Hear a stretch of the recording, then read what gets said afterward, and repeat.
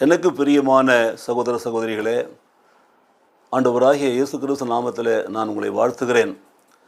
அதிகாலையில் ஆண்டவராகிய இயேசுவோடு என்ற நிகழ்ச்சியிலே கலந்து கொள்ள வந்திருக்கிற உங்கள் அனைவரையும் அன்போடு நான் வரவேற்கிறேன். இந்த நாளிலே நாம் தியானிக்க இருக்கிற ஆண்டவருடைய வார்த்தை, விசுவாசம் கேள்வியினாலே வரும், கேள்வி தேவனுடைய வசனத்தினாலே வரும். அப்போஸ்தலனாகிய பவுல் ரோமாபுரியாருக்கு நிருபம் 10ஆம் அதிகாரத்தில் 17ஆம் வசனத்தை நான் வாசிக்க போகிறேன். பாருங்கள், இன்றைய கிறிஸ்துவ வாழ்க்கையின் தேவை விசுவாசம். விசுவாசம் இல்லாமல் தேவனுக்கு பிரியமான பிள்ளைகளாக வாழ முடியாது. விசுவாசிக்கிற பொழுது மாத்திரமே நம்முடைய வாழ்க்கையில் நாம் தேவனுக்கு பிரியமான பிள்ளைகளாக வாழ முடியும். விசுவாச பாதை, விசுவாச வாழ்க்கை தேவனுக்கு பிரியமான வாழ்க்கை, தேவனை பற்றி கொண்டிருக்கிற ஒரு வாழ்க்கை, தேவன் மேல் நம்பிக்கையாக இருக்கிற ஒரு வாழ்க்கை. அந்த விசுவாச வாழ்க்கையில் எப்பொழுதும் நமக்கு ஜெயம் உண்டு. பாருங்கள், ஆனால் நாம் தேவனை விசுவாசிக்காதபடிக்கு சாத்தானானவன் பலவிதமான சோதனைகளை கொண்டு வந்து, பின்னடைவை கொண்டு வந்து ஆண்டவரை விட்டு நாம் விலகி போகும்படி செய்கிறான். தேவன் மேல் வைக்க வேண்டிய நம்பிக்கையை விசுவாசத்தையும் அவன் எடுத்து போடுகிறான். சோர்ந்து போக வைக்கிறான். கலப்பையில் கை வைத்த பின் திரும்பி பார்க்க வைக்கிறான். பின்னடைவு வைக்கிறான். ஏன் காரணம் என்னவென்று சொன்னால், அதுதான் அவனுடைய ஜெயம். நாம் விசுவாசத்தை இழக்கிற பொழுது அது நம்முடைய பலகீனம். ஆனால் விசுவாசத்தில் நிலைத்திருக்க வேண்டும் என்று சொன்னால், இந்த விசுவாசம் தேவனுடைய வார்த்தைகளை கேட்பதனாலே மாத்திரம்தான் வரும். அதனால்தான் ஆலயத்தில் ஆராதனை வேளையில் நற்செய்தி அறிவிக்கப்படுகிறது. இன்றைக்கு எல்லா இடங்களிலுமே நற்செய்தியை வாசிக்கிறோம். அனுதினம் அதிகாலையில் தேவனுடைய வாசல்படியில் உட்கார்ந்து அவருடைய வார்த்தைகளுக்கு செவி கொடுக்கிறோம். வேதத்தை வாசிக்கிற பொழுது தேவன் பேசுகிறதை கேட்கிறோம்.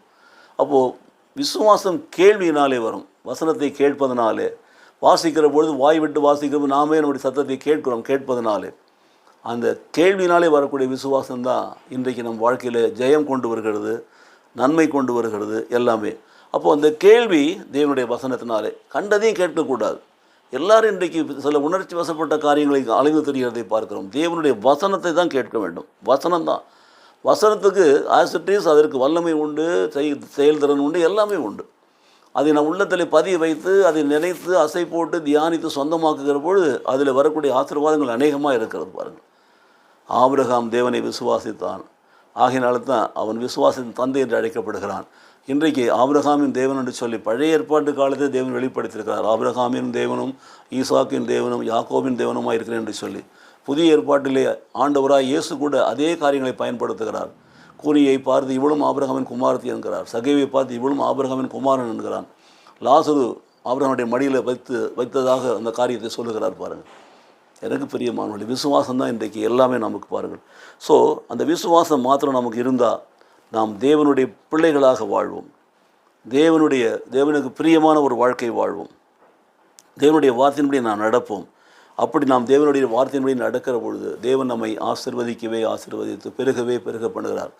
ஆபிரகாமுடைய தகப்பனார் சுரூபங்களை செய்கிறவராக, சிலைகளை செய்து விற்கிறவராக, சிலைகளை ஆராதிக்கிறவராக இருந்தார். பாருங்கள், தேராக எண்ணப்பட்டவர். ஆனால் ஆபிரகாம் நோவாவினுடைய போதனையிலே வளர்ந்தவர் என்று சொல்லப்படுகிறது. வேத நிபுணர்கள் சொல்கிறார், 58 வருஷம் நோவாவினுடைய வார்த்தைகளை கேட்டு அந்த கேள்வியிலே வளர்ந்ததுனால்தான் ஆபிரகாம் விசுவாசம் உள்ளவனாய் மாறினான். அவனை அழைத்த உடனே ஆதியாகமம் 12ஆம் அதிகாரத்தில் உடனே புறப்பட்டு போனான். போகுமிடம் என்னதென்று தெரியாமல் புறப்பட்டு போனான். விசுவாசம் என்பது அதுதான். அப்படியே விசுவாசிக்கிறது. நீங்கள் வேத புஸ்தகத்தில் எபிரேயர் 11:12 வாசிக்கிற பொழுது அதை குறித்த காரியங்களை புரிந்து கொள்வீர்கள். ஜெபிப்போமா? இதை நேசிக்கிற நல்ல பிதாவே, அப்படிப்பட்டதான விசுவாசத்தை எங்கள் வாழ்க்கையிலே தாரும் ஆண்டவரே. காணப்படாத இவங்களை நிச்சயத்தை எங்களுக்கு தாரும் ஆண்டவரே. காணப்படுகள் அல்ல ஆண்டவரே.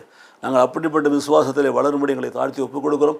ஆபிரகாம் விசுவாச தந்தை என்று அழைக்கப்படுகிறானே, ஆபிரகாம் எப்படி ஆசீர்வதித்தீரோ அதுபோல் நாங்களும் ஆசீர்வதிக்கப்படும்படி, ஆபிரகாமின் ஆசீர்வாதத்தை சுதந்திரத்துக் கொள்ளும்படி ஆண்டவர் எங்கள் வாழ்க்கையில் விசுவாசம் கேள்வினாலே வரட்டும். அந்த கேள்வி தேவனுடைய வசனத்தினாலே வரட்டும். இயேசு கிறிஸ்து நாமத்திலே பிதாவே, ஆமென்.